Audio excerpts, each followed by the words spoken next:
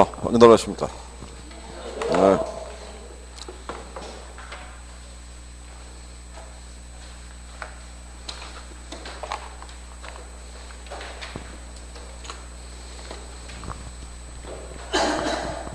요약집은 뭐 지금 받으셨을 테고, 5월하고 6월이 전체가 9주가 나와요.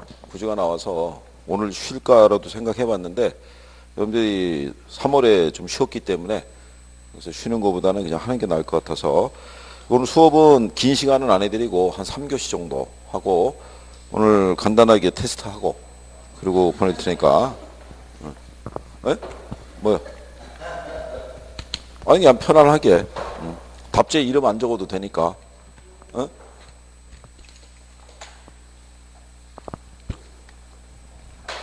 아니, 그거 어차피 10월 28일 가서 시험 봐야 될 거 아니에요.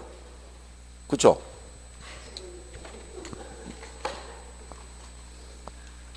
뭐 표정이 오늘 집에서 쉴 걸 이런 표정이에요? 어?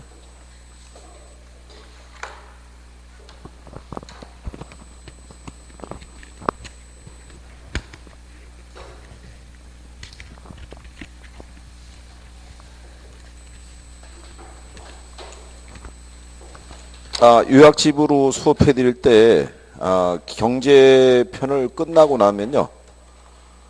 이게 챕터 2가 되죠. 예, 얘가 끝나고 나면 챕터 6을 먼저 해 드릴 거예요. 정책 가기 전에. 그러니까 개발하고 그 지대론하고 입지론 있죠. 예, 그쪽을 먼저 땡겨서 해 드릴 테니까. 예, 그래서 거기 정리하고 이어서 정책 이렇게 갈 테니까. 앞에 총론이 있는데요. 총론은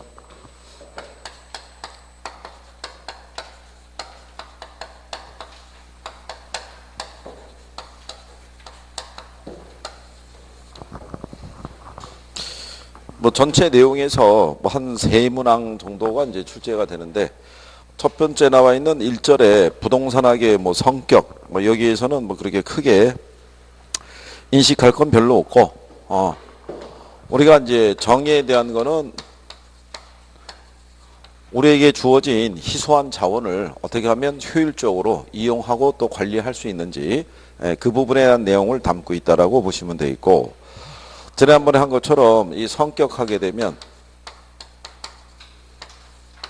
일단 이제 부동산 학을 보게 되면 과학이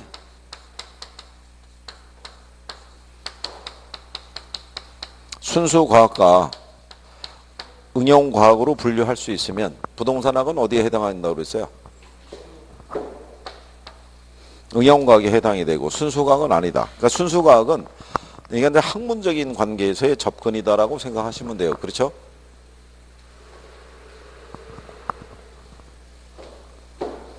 그러니까 요거는 말 그대로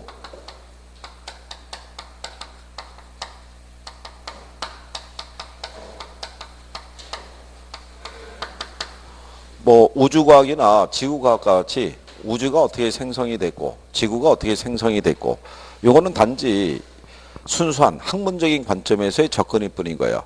그리고 이 자체로 끝나는 것이지, 우주가 생성이 되고 지구가 생성이 되는 것이 우리 인간 생활에 미치는 영향, 상관관계를 전혀 여기서는 나타내질 않아요. 그러니까 학문적인 관점에서로 마무리하는 게 순수과학이면, 응용과학은 어떤 이론에 대한 부분을 어디에다가 접목을 시킨다는 거예요.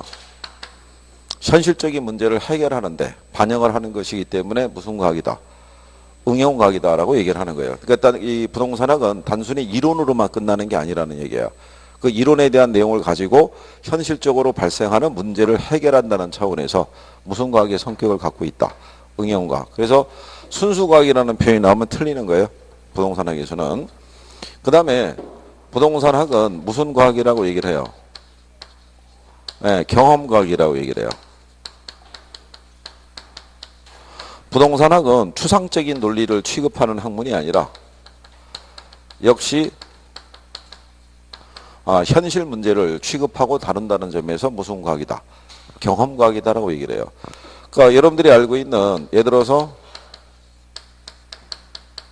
부동산 가격의 상승, 전세금에 대한 인상, 뭐 이런 문제 등은 우리가 현실적으로 직접 부딪히는 문제잖아요. 그죠?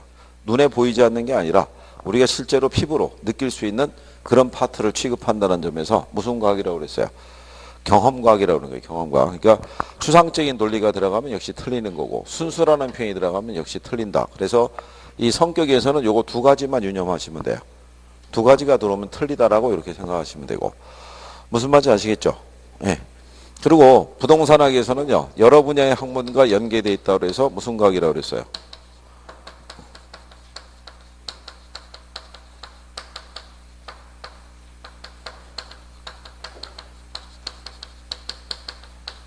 종합과학이고 또 부동산학은 무슨 과학이라고 그랬어요? 규범과학이라고 그랬어요. 그죠? 자, 우리가 지난번에 그렇게 얘기했어요. 몸이 안 좋으면 병원에 가죠. 병원에 가면 의사가 뭐 써준다 그랬어요? 처방전을. 그 처방전을 써주는 게 부동산 학에서 하는 역할인데 단순히 이제 그 처방전만 써주는 게 국한되는 게 아니라 처방전을 써주는 사람의 올바른 가치관이 있어야 된다는 거죠. 왜 병원을 처음에 이렇게 개업을 하게 되면 그 병원의 입장에서는 환자를 좀 많이 모으기 위해서 처음에 처방전을 써줄 때 약을 좀 강하게 쓸 수도 있죠. 그럼 환자가 좀 빨리 날 수 있을 거 아니에요. 근데 문제는 약을 강하게 쓰게 되면 환자의 몸에 오히려 부작용을 초래할 수 있다 없다. 그렇다는 얘기죠. 그러니까 단순히 눈에 보이는 근시안적인 대책을 내놓게 되면 오히려 시장에서는 더 많은 피해를 볼 수도 있다라고 얘기해 주는 거예요. 몇 년 전만 하더라도 지금 우리나라 국민들에게는요. 대부 비율이라든가 총부채 상환 비율을 확대시켜주고 대출금리도 낮춰줘서 빚을 내서 집을 사라고 많이 권장을 했어요. 근데 지금 상태에서는 거꾸로 빚을 많이 내서 집을 산 사람은 이제 부담스러워지는 거예요. 왜냐하면 변동금리로 대출 받았는데 뭐가 상승하는 거예요? 대출 이자가 상승하게 되면 상환의 부담을 느낄 거 아니에요. 그러면 자기의 소득은 그대로인데 상환 부담이 커지면 사람들이 집을 내놓을 수밖에 없어요. 근데 내놓는 매물이 많아지면 주택 가격이 폭락할 거 아니에요. 그러면 주택 산 사람은 앉아서 재산상의 손실을 감수할 수밖에 없는 그런 문제가 유발이 돼요. 그래서 규범과학이면 틀림이 없는데 올바른 가치관의 바탕을 둔 어떤 처방전을 내려야 되는 학문이다. 뭐 이렇게도 얘기를 해요. 그래서 이게 부동산학의 성격에 관한 부분이고 요거 두 가지만 유념을 하면 되고요. 13페이지에 가면 부동산 개념이라고 있어요.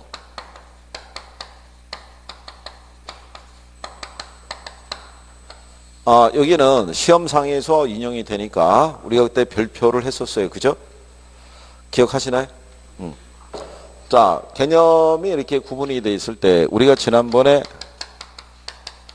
기술적, 그 다음에 경제적, 그 다음에 법률적 이렇게 해서 세 가지로 구분을 했었어요. 그죠? 네, 세 가지로. 그래서 기술적 개념의 분류는 토탈 몇 가지로 나눌 수 있다. 기술적 개념은 몇 가지로 나눌 수 있다. 에? 일단 모르면 몇 가지라고 그랬어요. 그 네 가지. 이거 네 가지 있다 그러죠. 네 가지. 뭐 있어요? 에? 이거. 이래서 이게 공간, 자연, 환경, 위치 이렇게 해서 몇 가지 있다 그랬어요. 네 가지로 우리가 분류할 수 있었고 경제적 개념은 몇 가지로 분류할 수 있었어요. 에? 일단 네 가지 출발해서 선생님 반응이 없으면 다섯 가지 그러면 거의 90%가 맞는다고 그랬잖아요. 그죠? 이거 에? 이거 시험에 나오잖아요. 이거 시험에 이런 시험에 구분은 해야 될 거 아니에요. 그죠? 이거 이렇게 해줬잖아요.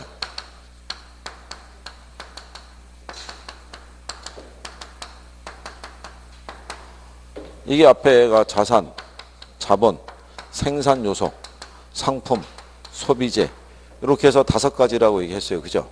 이거는 그냥 꾸준히 활용하는 거예요. 지문상에서 그냥 맞는 지문으로 줄 수도 있고 틀린 지문으로 줄 수도 있고 그러니까 몇 가지 구별해야 된다. 이렇게 다섯 가지. 그렇죠? 그리고 우리가 경제에서도 하겠지만 생산 요소는 뭐를 생산 요소라고 그랬어요? 생산 요소. 제품을 만들 때 필요한 재료 있죠. 재료를 생산 요소라고 그래요. 그죠? 그럼 생산 요소 가격이라는 거는 그러면 재료를 사용했으면 당연히 비용이 발생할 거 아니에요. 그죠? 그걸 우리가 생산 요소 가격이라고 얘기하는 거예요. 그래서 노동에 대한 대가로 주는 게 임금이고 자본에 대한 대가로 주는 게 이자, 토지에 대한 대가로 주는 게 지대 뭐 이런 얘기잖아요. 그래서 생산 요소 가격이 변하면 공급에 영향을 주죠. 생산요소 가격이 상승하면 공급량이 줄을 거 아니에요. 생산요소 가격이 하락하면 공급이 늘어날 거고. 그렇죠? 오늘 나오기 싫은 거 억지로 나왔죠. 에? 아침에 고민했죠. 가야 되나 말아야 되나. 그렇죠? 선생도 내려오면서 후회했어요. 오늘 휴강을 시킬까 말까 뭐 이래가지고. 그죠? 평상시보다 시간이 더 걸렸어요. 한 2시간 정도 좀 더 걸려서 여기로 왔어요. 차가 많이 밀리더라고요. 이게.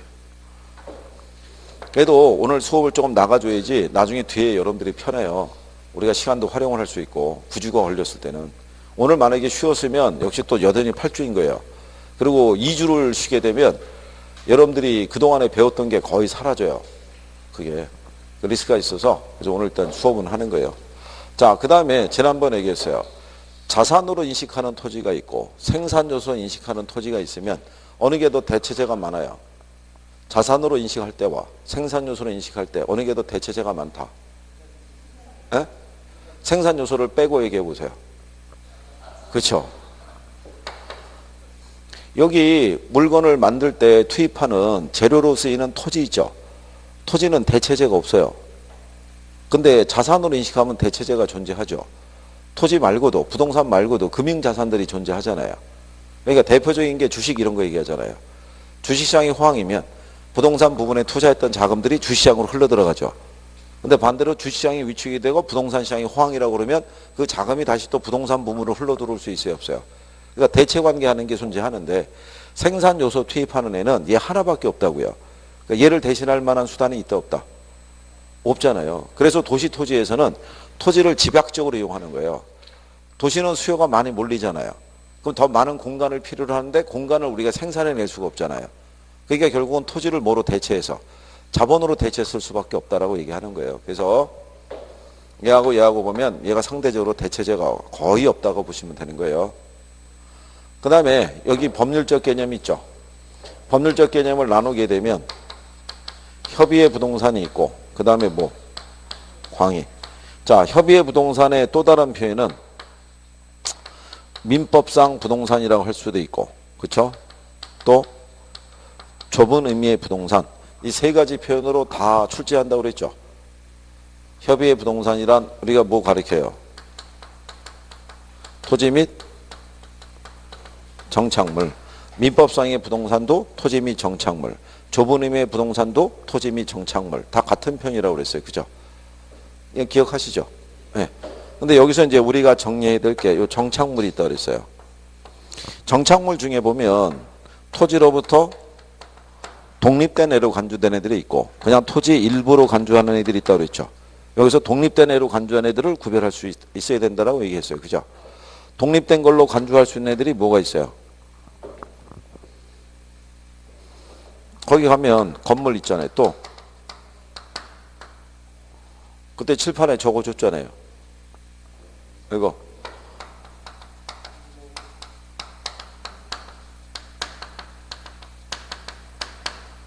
임목에 관한 법률에 의해서 소유권 보존 등기된 수목이 있죠. 결국 뭐 임목이라 보시면 되겠고 또 임목에 관한 법률에 의해서 그렇죠. 명인 방법을 갖춘 수목의 집단이 있죠. 이런 애들이 다 토지로부터 독립된 물건으로 간주한다라고 얘기했어요. 그죠? 무슨 말인지 아시겠죠? 이거는 실상 여러분들이 어디서 다 배우냐면 민법에서도 배우고 가끔 중개사법에서도 중개사 선생이 얘기를 해줘요. 이 관계에 대해서. 임목만 따로 거래할 수도 있어요, 없어요? 임목만 따로 거래할 수 있어요. 임목도 같이 비싼 애들이 있다고요. 그죠? 네, 그래서 거기서도 설명을 해준다고요. 그죠? 근데 그 내용은 중개사법이나 민법에서 나올 만한 수준은 아니고 어디서 낼 수 있다는 거예요? 학개론에서 간단하게. 그죠? 지금 여러분들이 대답을 제대로 못하는 거 보니까 낼만도 하잖아요. 그죠? 어? 그래서 이거 정리해야 되고 그 다음에 일부로 간주하는 애들도 있죠. 뭐 돌담이라든가 또 도로라든가 이런 애들은 그냥 토지화돼 버린 애들이니까 그냥 토지의 일부로 간주하는 거죠. 얘들은 한번 설치되거나 연결이 되면 토지로부터 분리해서 존재하진 않잖아요. 그죠? 그걸 우리가 얘기하는 거예요. 그래서 요거 구별하는 게 필요하다. 이제 그런 정도 구별하시면 돼 있고 그 다음에 이제 뒷장에 넘어가시면 거기 참고란에 우리가 구성이 돼 있을 때 그것도 우리가 이제 수업할 때 정리를 해드렸었어요. 그죠? 그건 뭐 나중에 뭐 해도 되고요. 일단 여기 먼저 옆 페이지에 가시면 광해 부동산이라고 있죠. 15페이지에. 자, 광해 부동산이라는 거는 협의의 부동산에다가 준 또는 의제 부동산. 그러면 이게 앞에 준이 붙었다는 얘기는 뒤에 있는 애는 아니라는 얘기예요. 그죠? 부동산은 아니지만 얘처럼 취급당하는 애들이 있죠. 그 특수한 동산이라고 보면 되죠. 걔들을 우리가 무슨 부동산? 준 또는 의제 부동산이라고 얘기를 해요. 그래서 넓은 의미의 부동산에는 얘들도 포함시키는 거예요. 그죠? 그러면 얘들도 개별법에 의해서 별도의 등기라든가 등록에 공시수단을 갖추고 있죠. 그렇죠? 그럼 별도의 얘네들도 등기 또는 등록이 가능하도록 해주는 이유는 뭐 때문에? 그렇죠. 담보물로서의 가치를 부여하는 거예요. 공장재단이나 광업재단이나 재단을 구성하는 이유는 담보물로서의 가치를 부여하기 위해서 재단을 형성을 해준 거예요. 그죠? 그러면 얘들이 담보물로서의 가치가 있다는 얘기는 얘네들이 저당권의 대상이 된다는 얘기잖아요. 그죠? 저당권의 대상이 된다는 얘기는 감정평가의 대상도 된다고 그랬죠. 담보가치를 추계할 수 있는 대상이 되잖아요. 그럼 이게 평가의 대상이 되면 얘들은 부동산학의 연구 대상에도 포함이 된다라고 얘기했어요. 그죠? 기억하시죠? 부동산학의 연구 대상에는 활동하고 현상 이런 게 있다고 그랬죠. 에? 이게 활동이니까 감정평가가. 그러니까 얘들도 부동산학의 연구 대상에 포함이 되는 거예요. 여기 있는 애들도. 괜찮아요. 이게 처음에 하면은 다 그래요. 이거 지금 우리가 수업 두 번째 돌아가잖아요. 그죠? 예, 두 번 돌아가고는 쉽지 않고요. 한 예를 들어서 대여섯 번 이렇게 쭉 돌아야 돼요. 계속. 그래야지 반복적으로 들어야지 내용이 익숙해지고 정리가 되기 시작해요. 그러니까 지금 뭐 모의고사 나오는 성적이나 이런 것들은 그냥 참고 자료일 뿐이에요. 그러니까 그런 거 아직은 뭐 성적에 크게 연연하지 않으셔도 돼요. 우리는 10월 28일만 성적이 나오면 돼요. 1년 내내 죽을 쓰다가도 그날만 성적이 나오면 그냥 이 바닥을 뜰 수 있는 거예요. 그죠? 어? 그래서 얘들도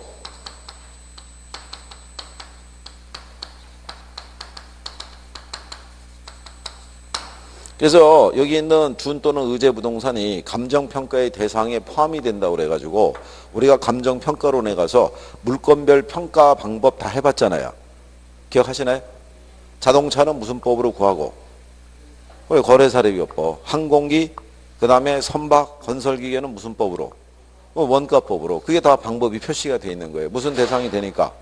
감정평가의 대상이 되니까. 그렇죠? 그러니까 그런 애들이 존재한다는 거를 구별을 해주시면 되고, 자, 경제적 개념에 대한 내용 등에서는 이제 정리해 드린 거고, 뒤에 16페이지에 가시면 이것도 요즘 용어로 쓰니까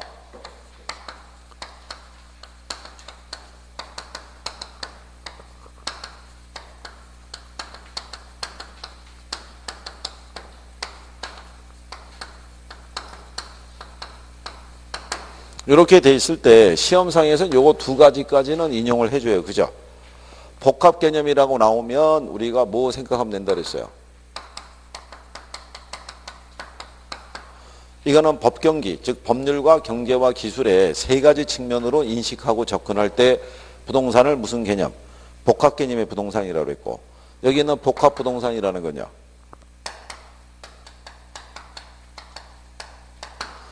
토지와 건물이 결합되어 있는 상태 있죠. 또는 토지와 임목이 결합되어 있는 상태의 부동산들이 있어요. 그죠? 근데 각각 별개의 물건으로 취급해야 하네요. 우리가 여기서 보면 임목에 관한 법률에서 소유권 보존 등기된 수목이 있으면 얘들도 별개의 물건으로 취급하는 거죠. 그렇잖아요. 여기 토지하고 건물이 있으면 우리가 별도의 등기하니까 별개로 취급할 거 아니에요. 근데 실제로 시장에서 거래될 때는 따로따로 거래하는 예는 그렇게 크진 않다고요. 대부분 일체로 이용하거나 일체로 거래되는 경우가 많을 거 아니에요. 그런 상태의 부동산을 무슨 부동산? 복합부동산 이렇게 표현하는 거예요. 그렇죠? 무슨 말인지 아시겠나요? 그래서 여러분들이 간평에 가게 되면 토지의 가치를 평가할 때는 공시지가 기준법을 쓰죠. 건물을 평가할 때는 원가법을 쓰죠. 근데 일괄에서 할 때는 무슨 법을 써요? 거래사례비법을 쓴다고요. 일괄에서. 그런 논리랑 똑같다고요. 그러니까 얘들이 얘 따로고 얘도 따로예요. 따로따로인데 실상은 거래할 때 같이 거래하잖아요. 그러니까 얘네를 일체로 평가할 때는 거래사례비법을 쓰는 거예요. 일체로 거래하는 애들이 사례 구하기가 쉽잖아요. 무슨 말인지 아시겠죠? 그런 의미란 말이에요. 그래서 토지와 건물이 각각 별개의 부동산으로 취급을 하면서도 막상 얘들을 이용하거나 거래할 때는 일체로 우리가 취급하잖아요. 하나의 물건처럼. 그런 부동산은 무슨 부동산이 난다? 복합부동산. 그렇죠? 그러니까 여기 두 개까지는 지문에서 썼어요. 출제를 했다고요. 근데 여기 앞에도 얘도 복합이고 얘도 복합이잖아요. 그러면 순간적인 착각 이런 게 나올 때가 있을 거 아니에요. 그 순간에 문제 풀 때. 그것만 잘 유념하란 얘기예요. 그것만. 얘는 주상복합 이런 거 얘기하는 거니까. 주상복합이라는 거는 하나의 건물에 두 개 이상의 용도가 결합된 애들을 우리가 주상복합이라고 그랬죠. 예, 그런 개념으로. 그렇죠? 그래서 거기 16페이지에 그 용어 정도는 구별을 해두시면 선생들이 또 모의고사를 내거나 할 때 그걸 활용할 수 있으니까 정리해 두시면 된다. 이런 얘기죠. 그죠? 자, 그 다음에 그럼 일단 여기 개념에 왔잖아요. 개념에. 개념에 오게 되면 일단 이렇게 세 가지로 나눠지게 있는데 기본적인 개념이 서로 다르다고 그랬잖아요. 이거. 그래서 출제자들이 출제할 때 이거 구분할 수 있느냐를 출제한다고 그랬죠. 제목을. 그래서 제목을 우리가 구별을 해드린 거고 4개, 5개. 그 다음에 법률적인 관계에 봤을 때는 자 여기 협의의 부동산에 보게 되면 얘는 민법상 또는 좁은 의미로 표현할 수 있는데 얘는 토지 및 뭐로? 정착물로. 근데 정착물을 보면 독립된 걸로 보는 애가 있고 일부로 간주하는 애들이 있을 때 얘가 중요한 애들이니까 독립된 물건으로 간주하는 애들의 종류가 어떤 것들이 있는지를 내가 구별할 수 있으시면 되고 무슨 말인지 아시겠죠? 그 다음에 넓은 의미에서는 얘들도 포함할 수 있는데 그럼 얘들을 포함을 시키는 거는 협의의 부동산인 토지와 건물과 마찬가지로 무슨 대상이 될 수 있도록 담보물로서의 가치를 갖기 위해서 이렇게 분류했다라고 생각하시면 돼요. 무슨 말인지 아시겠죠? 그리고 용어상에서 이거 추가적으로 구분 정도만 하면 된다. 이렇게 인식하시고 옆에 이제 17페이지에 가시면 네? 어느 거예요?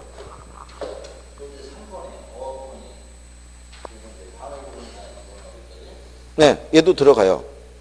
네. 그래서 얘도 어업권 그 원부에 거기다 등록을 하잖아요. 자동차도 등록회를 시킬 때 보면 자동차 등록 원부가 있잖아요.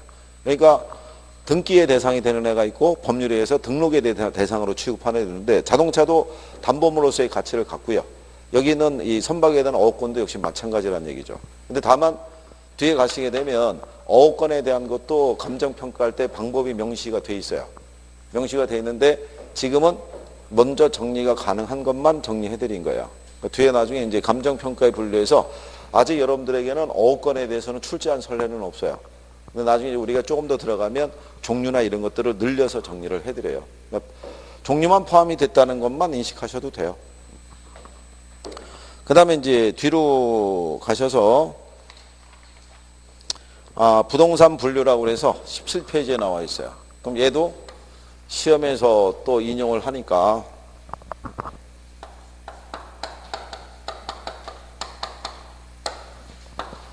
자 분류해 보게 되면 제일 먼저 국계법에 의해서 분류된 것 있죠.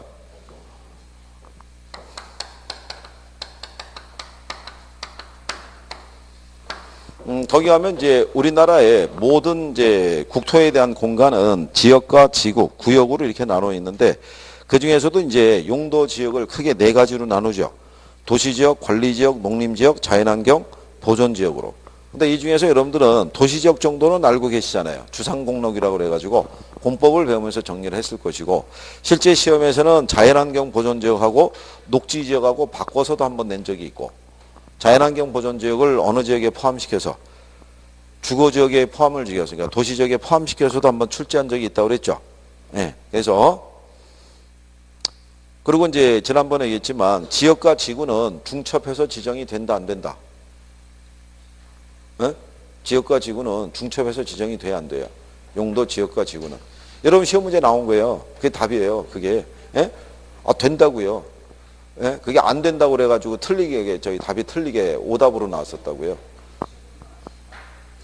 나중에 저기 공법에 가서 보시게 되면, 그러면 그 용도지구는 중첩해서 지정할 수 있어요? 하나의 대지에. 지역과 지구는 중첩해서 지정할 수 없어요?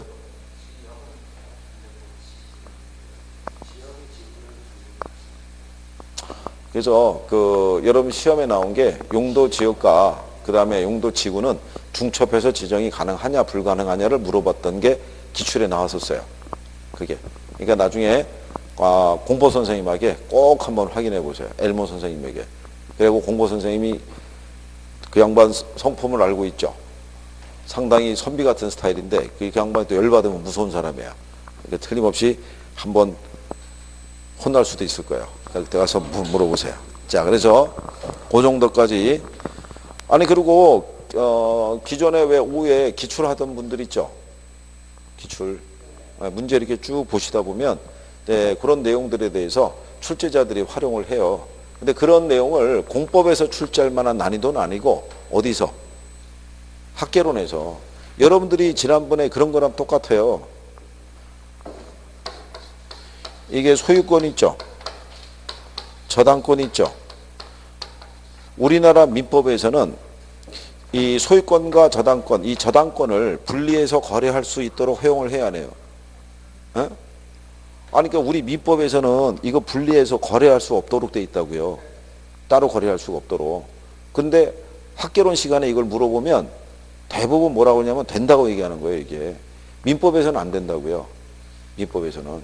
그래서 생각해 보세요. 여러분들이 예를 들어서 갖고 있는 소유권에 저당권이 설정이 돼 있는데 저당권만 따로 거래할 수 있냐고요. 걔만 따로. 걔만 따로 현금화해서 거래할 수는 없다고요. 민법상에서는. 물건은 본권을 떠나서는 존재할 수 없으니까 움직이면 같이 가야 된다고요. 이게. 얘만 따로 거래할 수는 없다고요. 근데 여러분 시험에 그걸 낼 수 있다고요. 현행 민법에서는 이렇게 나가면서. 그러면 또 순간적인 착각이 발생하면 그럴 수도 있지 이렇게 하면 틀린단 말이에요. 그러니까 출제자들은 여러분들이 착각하기 쉬운 쪽에서 지문을 구성을 해주는 거예요. 어려운 거를 줘서 틀리게 하는 게 아니라. 그러면 여러분들이 어디선가는 듣기는 다 들은 거예요. 들었는데 틀림없이 그렇다고요. 공법에서도 지역과 지구가 중복해서 지정이 된다 안 된다가 공법상에서는 크게 이슈가 될 만한 논리가 아니니까 선생님이 간단하게 얘기하고 넘어갈 거라고요. 그냥. 그런데 학개론에서는 그게 맹점이 될 수 있다고 보고 지문으로 깔아주는 거예요. 그러면 우리는 또 가서 틀리는 거예요. 그게. 그래서 가끔 가다가 공법적인 용어를 많이 활용하는 이유가 그렇다고 생각하시면 돼요. 그래서 어쨌든 거기 국회법상의 분류관계도 일단 알아는 두셔야 되고, 그 다음에 두 번째 가게 되면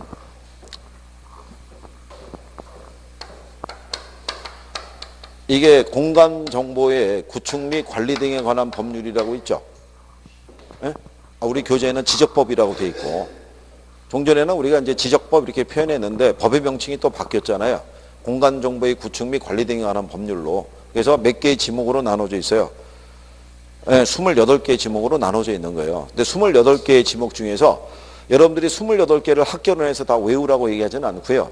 요 지목 중에서 학개론에서 많이 쓰는 게 요거 두 가지라고요. 국어하고 유지 있죠. 요거 두 개를 많이 써요. 요거 두 개를 많이 쓰는 이유가 뭐겠어요? 제목만 보고는 무슨 말인지가 구별이 안 되는 거예요. 나머지는 대충 제목을 보면 유추가 가능한데 요 둘은 구별이 안 되니까 얘들을 지문상에서 활용을 하는 거예요. 이게 기출에서 얘가 한번 등장한 적이 있어요. 최근에 25회 때. 얘는 뭐로 등장했냐면 아까 토지로부터 독립된 물건이 있죠. 독립된 물건이 아닌 게 뭐냐 그랬을 때 답이 이걸 준 거라고요. 국어를. 얘는 도랑이잖아요. 그러니까 토지로부터 독립된 물건으로 별도의 등기가 되는 대상이 아니잖아요. 근데 국어만 봐갖고는 무슨 말인지 모르잖아요. 그래서 이런 걸 쓱 집어넣어 주는 거예요, 이게. 그러니까 유지같이 저수지 같은 이런 애들도 여기 넣어놓으면 이게 무슨 말인지 모르니까. 그러면 얘는 땅지가 들어가 있잖아요. 그러면 우리가 토지 이용 활동상에서 분류할 때 얘는 안 들어가 있죠. 택지, 대지, 필지, 획지 이런 데 얘는 포함이 안 돼 있잖아요. 그러니까 이런 거 이제 쓱 끼워놓고 이제 물어보고 그러니까 요거 두 가지 정도만 인식을 하라는 얘기예요. 그 다음에 우리는 거기 세 번째 남아있는 부동산 그 활동상의 토지의 분류 있죠. 거기다 별표하시면 돼요.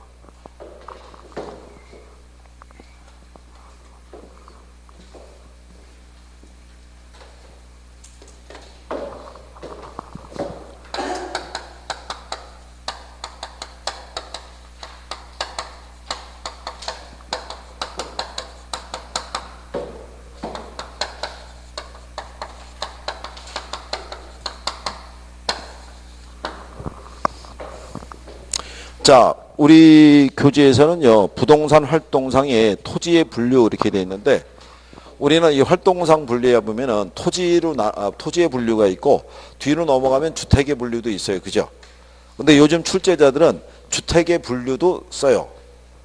그러니까 쓰는 이유가 뭐냐면, 원래 이게 활동상 부동산을 분류하면, 부동산 그러면 대표적인 게 이제 토지하고 건물이고, 건물 안에 보면 이제 주택도 있잖아요. 그죠? 그러니까 주택의 분류를 갖다가 사람들이 소홀하게 생각하니까 거기도 이제 지문으로 쓰기 시작하는 거예요. 그러면 또 쉽게 틀릴 수 있으니까. 그래서 일단 거기 활동상의 분류 보게 되면 우리가 지난번에 이렇게 했었어요.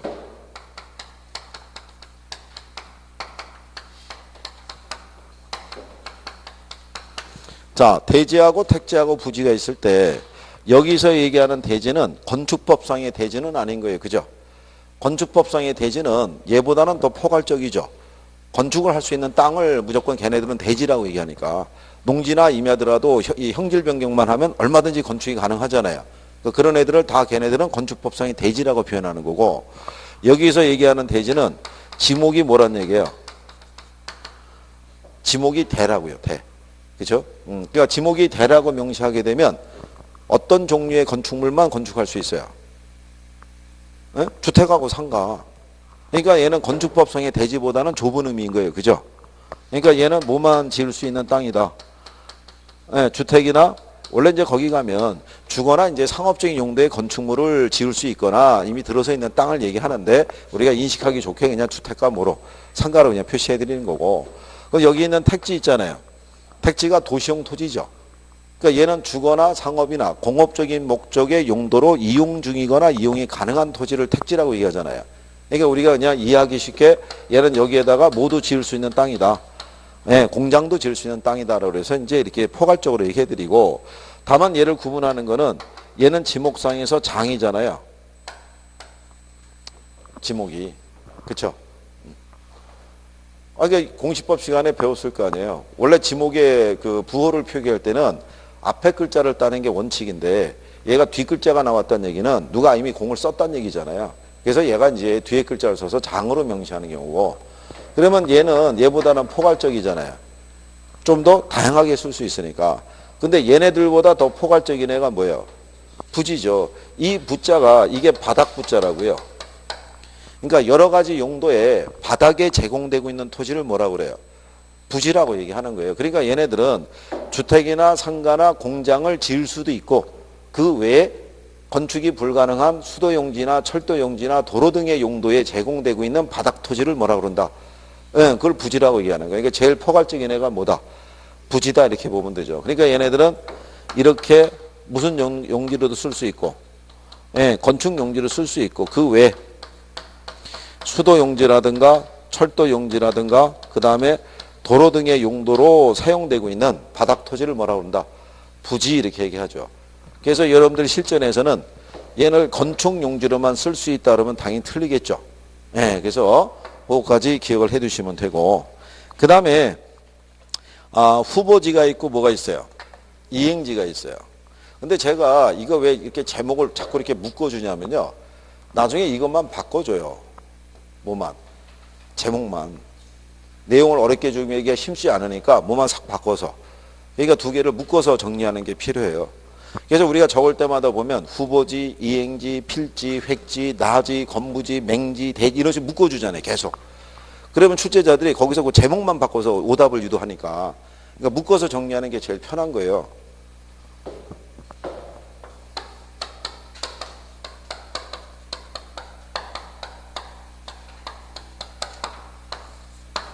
자, 그러면 후보지하고 이행지에서 구분할 수 있는 그 부분은요,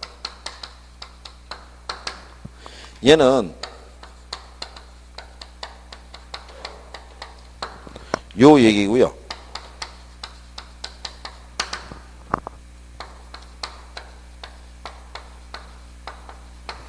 요거 두 가지예요. 지역 간의 전환 중인 애는 뭐라고 얘기하고? 후보지. 지역 내에서 용도 변경이 진행이 되면 걔를 뭐라고 한다? 이행지라고 얘기하는 거예요. 요거 바꿔주는 거예요.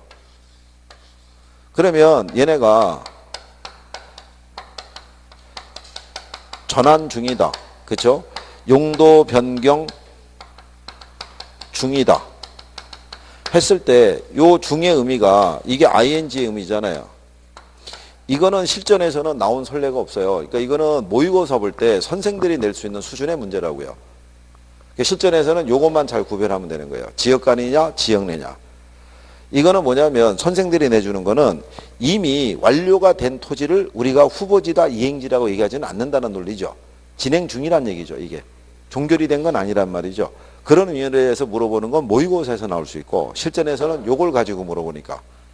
그래서 우리가 토지의 용도 지역을 나누면 택지가 있고 농지 그 다음에 뭐 임지, 여기는 주거, 상업, 공업, 전, 답, 과수원.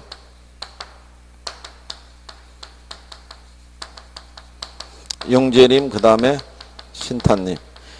신탄님은 언어 순화 과정에서 연료림이라고도 써요. 지난번에 말씀드렸지만 이게 다 일본식 표현이니까. 그래서 여기 있는 우리가 농지하고 임지를 비택지라고 그랬죠. 연상을 해보시면 논밭인 상태, 나무가 들어서 있는 상태에서는 바로 건축행위가 불가능하죠. 그러니까 대지 조성공사를 하든 형질 변경을 하든 해야 될 거 아니에요. 아직 그게 안 돼 있는 애들을 우리가 비택지라고 그래요. 이렇게 비택지에서 무슨 상태로? 택지로. 이렇게 지역간 전환되고 있는 애들을 뭐라 그런다? 걔들을 후보지. 그렇죠? 그리고 농지라고 하는 용도 지역 안에 세분화된 지역이잖아요. 예, 요 안에서 이렇게 용도 변경이 진행 중이면 우리는 뭐라 그랬어요? 예, 이걸 이행지다라고 이렇게 얘기한 거죠. 그죠? 예, 그래서 얘는 지역 안에, 얘는 지역 내에서. 예, 그것만 큰 틀에서 구별할 수 있으시면 돼요. 선생들이 줄 수 있는 건, 자, 밭이 상업지역으로 또는 논이 상업지역으로 이렇게 변경이 되는 것도 얘는 후보지라고 얘기를 해줘요. 지역 간의 전환 중이니까. 이렇게. 근데 이렇게 물어본 거는 출제한 선례가 없어요. 근데 어디서는 쓸 수 있다. 모의고사에서는 쓸 수 있다는 거예요. 모의고사에서는. 그러니까 여러분들은 일단 정리는 큰 틀에서 정리하는 거를 포인트로 해서 정리해 두시면 돼요. 지역 간에 전환되는 거를 뭐로? 후보지. 지역 내에서 용도 변경이 진행되는 건 뭐라 그런다? 이행지. 그것만. 그 다음에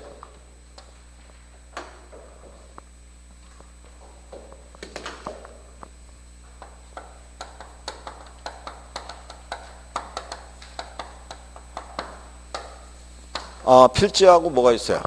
획지가 있어요. 그죠? 여기 요 필이라는 것은요.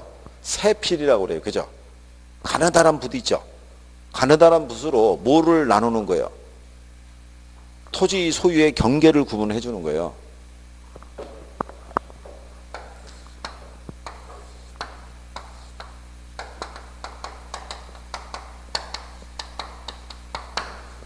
자, 필지라는 것은요. 토지 소유자의 이 권리를 구분해 주게 한 거죠. 그래서 얘가 토지 등기의 한 단위잖아요. 그게 뭐다? 필지잖아요, 필지. 그래서 얘는 법률적인 관계에서 토지 소유자의 뭐가? 권리를 구분하기 위한 개념이 바로 뭐야? 필지 개념이고, 얘는 획지라는 것은 얘보다는 규모가 좀 크다란 얘기죠. 일단의 토지니까 여기에 이 획자라는 것은 이제 굵은 획자라고 생각하시면 돼요. 경계를 구분할 때. 그래서 얘는 뭐를 구분하기 위한 거예요? 얘는 가격 수준을 구분하기 위한 평가상의 용어라고요. 우리가 지난번에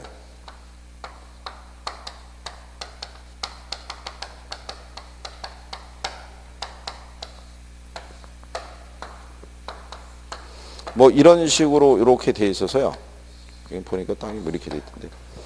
터미널 앞에 있는 부지들이 있을 거 아니에요. 그죠? 터미널. 여기 뭐 주차장으로 쓰고 있던데 대충 보니까. 그러면 만약에 이쪽에 이렇게 땅이 있다 그러면 이 땅의 소유 관계가 한 사람 소유일 수도 있지만 그렇지 않을 수도 있잖아요. 그러면은 그 경계를 구분을 해줘야 되잖아요. 이렇게. 여기는 갑의 땅, 여기는 을의 땅, 여기는 을의, 뭐 정의 땅 이런 식으로 구분을 해줄 때 이렇게 나눠주는 개념이 뭐다? 필지라는 거죠. 그래서 우리는 등기할 때 필지별로 이렇게 등기하도록 돼 있잖아요. 그죠? 그러니까 이렇게 소유권의 경계를 구분해 주는 개념이 바로 뭐? 필지란 얘기고.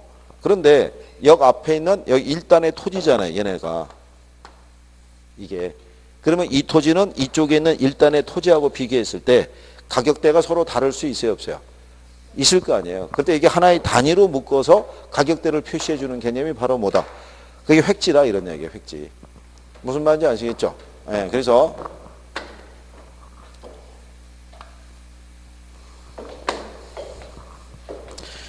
거기 보시면 그 획지에 한 필지의 토지가 2개 이상의 획지가 될 수도 있고 2 이상의 필지가 하나의 획지가 될 수도 있다라고 표현이 되어 있죠. 그걸 여러분들이 간평에서 이거를 배우신 거라고요.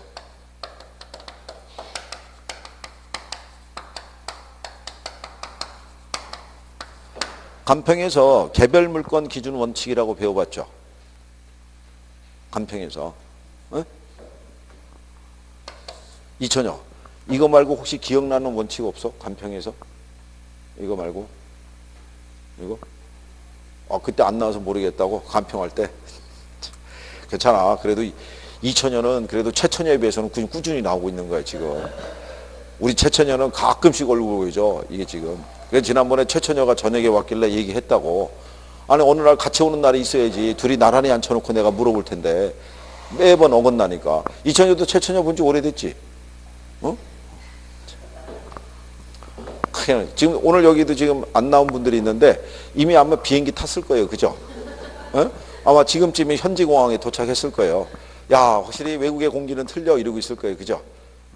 돌아오면 죽음이라는 거죠. 그럼 따로 시험 볼 거예요. 따로. 거기는. 아무 저기로 없을 때. 그죠? 이게 벌써 빨리 출발한 사람은요. 지난주 금요일 날 출발했어요. 지난주 금요일 날 이미 공항이라고 연락 왔어요. 잘 다녀오겠습니다. 그래요. 푹 쉬고 오세요. 이러고 이제 대화가 끊겼는데 하여간 참.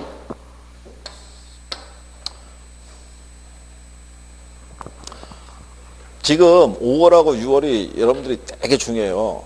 5월하고 6월에 실력을 올리면 그죠? 무난하게 통차까지 되면서 가는 거고 5월과 6월이 지나가면 그죠? 지금 5월 달로 들어왔으니까 남은 게 이거 있어요. 이제 이렇게 남아있는 게. 이게 남아있는 게 이거 있다 그랬더니 어저께 그 학원에서 막 얘기하는 거예요. 뭘 얘기하냐면 얘도 넣어주라고. 이틀밖에 안 지났다고. 아직 많이 남아있다고. 아니, 남아있긴 일단 5월달 들어왔으면 남는 게 이거밖에 없는 거죠. 이거 금방 가는 거예요. 금방. 그리고 특히 6월달 지나고 나면요. 가는 속도가 1.5배 빨라요. 그냥 확 가요. 그냥. 조금 지나면 바로 원서 접수하고요. 원서 접수 끝나고 나면 벌써 여러분 지금 반팔도 등장했잖아요. 옷차림이. 반팔도. 그렇죠? 네. 이 팔의 길이가 길어지면 시험장 가는 거예요. 다 온 거예요. 이거.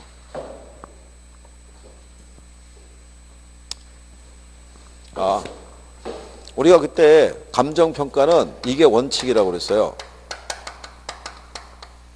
무슨 평가가? 개별평가가. 그 왜 개별평가가 원칙이냐면 위치가 틀리잖아요. 위치가. 그렇죠? 개별성에 의해서. 그래서 무슨 평가가 원칙이다? 개별평가가 원칙인데 그런데 물건에 이용하는 상태를 봤을 때는 예외적으로 이 평가도 할 수 있다 그랬어요. 일괄평가도 할 수 있고 무슨 평가? 구분평가도. 원래는 얘네 필지별로 이렇게 평가를 해야 되는데 여기 있는 이 필지 애들이 하나의 공장 부지로 제공되고 있는 거예요. 이렇게. 그럼 얘네 따로따로 평가할 필요가 없잖아요. 그럴 때는 무슨 평가한다? 일괄평가한다. 그러니까 2개의 필지가 하나의 획지로 이용되고 있잖아요. 그러면 이럴 때는 무슨 평가? 일괄평가하고 여기 앞에 도로가 있는데 도로 전면은 상가로 쓰고 있고 이면은 주택으로 쓰고 있으면 하나의 필지에 2개 이상의 획지가 있잖아요. 그럴 때는 구분해서 평가할 수도 있다. 그 얘기죠. 그게 거기 우리 교재에 나온 곳 있죠. 획지 밑에. 그렇죠? 작은 박스에 또 구분이 되어 있잖아요. 한 필지의 토지가 2 이상의 획지가 될 수 있으며 이때 감정평가상 구분평가를 할 수 있고 2 이상의 필지가 하나의 획지가 될 수 있으며 이때 감정평가상 일괄평가를 할 수 있다. 이렇게 해놨잖아요. 그죠? 그래서 내용을 설명해 드린 거고 그 다음에 거기 나지하고 건부지라고 돼 있죠. 근데 우리가 지난번에 수업 시간에 설명해 드렸지만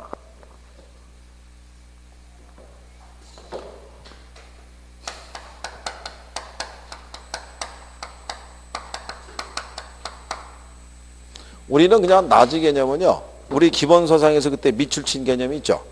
낮이란 지상에 건축물이 없고, 그죠? 사법성의 제약이 지상권 등 토지의 사용 수익을 제한하는 권리가 설정되어 있지 아니한 토지를 낮이라고 했다라고 표현했었죠. 예, 그 개념으로만 정리하시면 돼요. 무슨 말인지 아시겠죠? 갱지하고 저지의 의미는 일본에서 쓰는 표현이기 때문에 여러분 시험상에서는 갱지라는 표현으로는 안 나와요. 그냥 낮이라고만 나오지. 그래서 우리가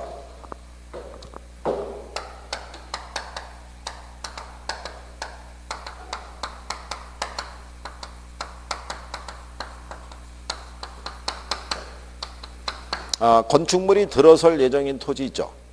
뭐라고 그래요? 건축물이 들어설 예정인 토지. 낮이라고 그래요? 건부지라고 그래요?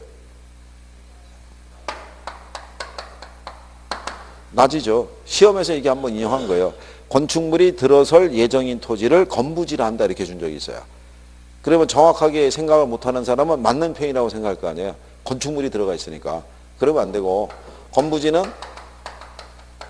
이미 건축물이 어떻게 돼요? 들어선 토지죠. 그렇죠? 네. 그래서 이때 낮의 개념은 뭐냐면 아까도 얘기했지만 공법상의 적용은 받지만 사용 수익을 제한하는 사적인 제한이 있죠. 저당권이나 이런 지상권이나 이런 것들이 설정되어 있지 아니한 토지를 뭐라고 한다? 낮이라고 우리가 얘기하죠.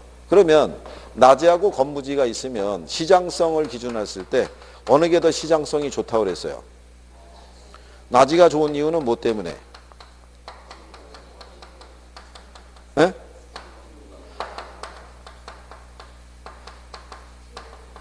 이걸 기대할 수 있으니까 뭐가? 낮이가. 그래서 우리가 연계를 조금 하면 표준지 공시가 산정할 때 있죠. 예, 표준지 공시가 산정 원칙이 낮이 상정 평가예요. 왜냐하면 부동산의 가치는 이 상태로 평가해야 돼요. 무슨 상태? 최유 이용 상태. 그래서 우리가 지난번에 이렇게 얘기했잖아요. 강남에 가면 테헤란로가 있는데 여기 토지 가치가 싸다 비싸다? 비싸면 거기에 맞게끔 이 주변의 토지 이용은 이렇게 돼 있다고요. 이게 고층의 오피스로. 그렇죠? 이렇게 쓰는 게 이 지역의 무슨 이용? 예, 이게 최유 이용인 거예요. 근데 여기 두 개의 토지가 있는데 A지가 있고 B지가 있어요. 근데 B지는 여기 지상에 한 3층짜리 건물이 있어요. 그렇죠? 그럼 얘는 뭐를 기대하기 힘들어요? 최이용이 힘들죠. 얘는 이미 들어가 있으니까. 건물이 들어가 있잖아요. 이렇게 해서 토지 가치가 싸게 평가되는 것을 건부 감가라고 그래요. 뭐 때문에? 건물로 인해서 토지의 이용 가치가 떨어지잖아요. 그죠? 무슨 말인지 아시겠나요? 근데 여기는 지금 아무것도 없으니까 얘랑 마찬가지로 이런 최유 이용이 가능하겠죠. 이게. 그래서 일반적으로 낮이가 건부지에 비해서는 뭐가? 시장성이 좋다고 얘기하는 거예요. 뭐를 기대할 수 있으니까? 최유 이용을 기대할 수 있으니까. 근데 항상 예외가 존재한다고 그랬죠.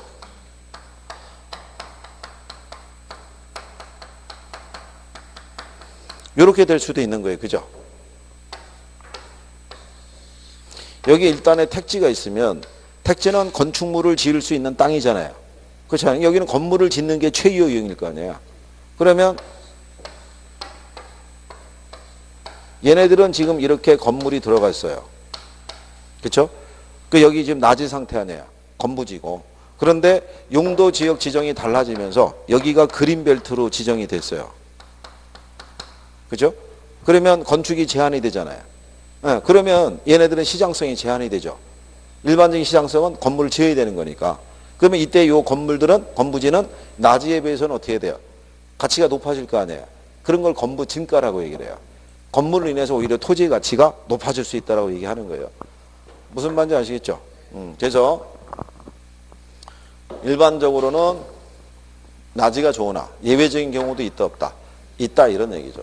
그래서 그럴 때 이제 건부 증가하고 건부 감가라는 표현도 여러분들에게 출제를 한번 한 선례가 있어요. 그죠? 그래서 거기 건부지에 가게 되면 기억이 건부 감가가 있죠. 니은이 건부 증가라고 돼 있죠. 그래서 거기 표현되어 있잖아요. 개발 제한 구역이 지정된 지역의 건부지의 경우 낮이 가격보다 높은 가치를 가지게 되는데 이러한 경우를 건부 증가라고 한다 이렇게 표현해 놨잖아요. 그죠? 지금 예를 들어서 설명해 드린 거죠.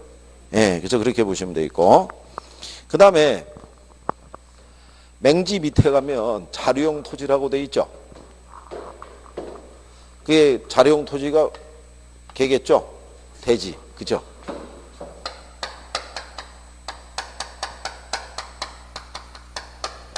이 대자가 자로 대자니까, 그죠? 그래서 대지하고 뭐가 있다? 맹지. 도로하고 접속된 면을 가지지 못한 토지를 뭐라고 그랬어요? 맹지죠, 맹지. 그렇게도 출제한 적이 있어요. 네. 도로하고 어떤 접속면을 가지지 못한 상태의 토지를 뭐라고 그러느냐? 그럼 답이 바로 뭐다? 맹지. 이렇게 출제를 한 선례도 있다고요. 그러니까 이거는 간단하게 우리가 구별할 수 있고, 얘는 도로하고 접한 통로를 가지고 있죠. 도로가 있으면 이런 식으로 주변 토지에 둘러싸여 있어서 통로를 전혀 가지지 못한 상태의 토지는 우리가 뭐라고 그러고? 맹지. 도로하고 이렇게 연결이 되어 있는 통로가 있잖아요. 그 상태의 토지는 뭐라고 한다? 예, 그건 우리가 여기 나온 대로 대지라고 얘기하죠. 자로대자니까. 그렇죠? 그래서 그렇게 우리가 구별을 했었고요. 그러니까 거기 그 자료용 토지라고 돼 있을 때 시험에 자료용 토지라고는 안 나와요. 용어가. 무슨 말인지 아시겠죠? 근데 얘가 다 일본식 표현이기 때문에 만약에 쓰면 한문으로 다 써줘요. 구별해야 되니까. 그냥 대지라고 하면 안 되니까. 그 다음에 이제 옆에 가시면 법지하고 뭐가 있어요? 빈지. 자, 여기서의 법지는 소유권은 인정이 된다, 안 된다? 소유권은 인정이 돼요. 근데 경제적인 실익 있죠? 이게 없는 토지를 뭐? 법지. 빈지는 소유권이 인정이 안 되죠? 근데 뭘은 기대할 수 있는 거? 네, 실익은 기대할 수 있는 토지를 우리가 빈지라고 얘기를 했어요. 그죠? 법지는 이쪽에 상부에 이렇게 건축물 지으려고 그랬을 때 이렇게 경사진 면이 있으면 얘가 붕괴될 수 있다고 그랬죠. 그래서 건축법에서 여기는 석축이나 옹벽을 이렇게 대도록 돼 있어요. 그럼 나중에 지적법에 의해서 소유권의 경계를 측량을 실시하면은 여기까지 인정해 준다고 그랬죠. 여기까지. 그러면 이 경사진 면도 소유권의 범위에는 포함이 되잖아요. 근데 얘를 이용해서는 경제적 이득은 취하기가 어렵다라고 얘기한 거죠. 그죠? 이 상태의 토지를 뭐라 그랬어요? 법지. 그러면 빈지라는 것은 바닷가를 얘기를 하죠. 이렇게 돼 있다 그러면 이렇게 돼 있어. 너무 더 긴 거예요. 드러나야 되니까. 자, 썰물이고 밀물일 때 있잖아요. 그죠? 네. 이러다가 썰물 때에 가면 쭉 빠져나오면서 드러나는 애들이 있죠. 얘들이 뭐겠어요? 이건 개펄. 이건 간석지라고 얘기하고. 그 위에 있는 이렇게 바닷가에 있는 이런 토지 있죠. 여기를 우리가 뭐로 쓰냐면 해수욕장 이런 걸로 쓰죠. 이 상태의 토지를 뭐라 한다? 이걸 빈지라고 그래요. 빈지. 그러니까 해수욕장 등을 활용해서 경제적인 이득은 취할 수가 있겠죠. 네, 그래서 시험상에서는 법지만 용어로 등장했어요. 법지 하나만. 그래서 그렇게 구별하시면 되고. 그 다음에 이제 뒤로 보면은 유유지하고 휴한지 있죠. 걔는 우리가 지난번에 어떻게 구별해 줬어요? 휴한지가 있고 유유지가 있으면 쉴 휴자가 앞으로 나오면 떳떳하게, 쉴 휴자가 뒤로 들어가면 비정상적으로 쉬게 하는 거라고 구별해 줬어요. 그죠? 네, 그러니까 이렇게 정리하시면 되고. 그 다음에 포락지 얘기했었죠.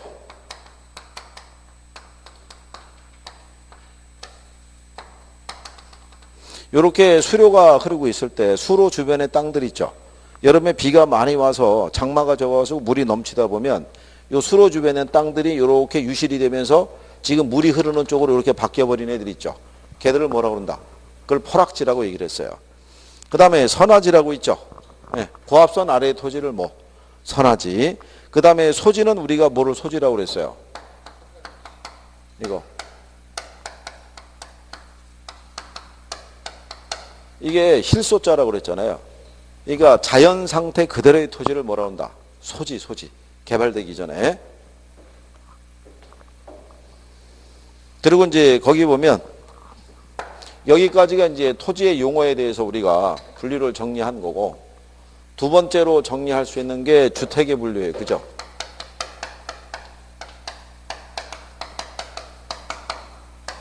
그래서 여러분들 이제 교재에 보게 되면 단독주택이 있고 뭐가 있어요? 거기 가면 이제 공동주택이 있죠. 네. 자, 그러면 단독주택에 대한 관계가 공동이 있으면 얘를 기준으로 정리하는 게 낫다고 그랬죠.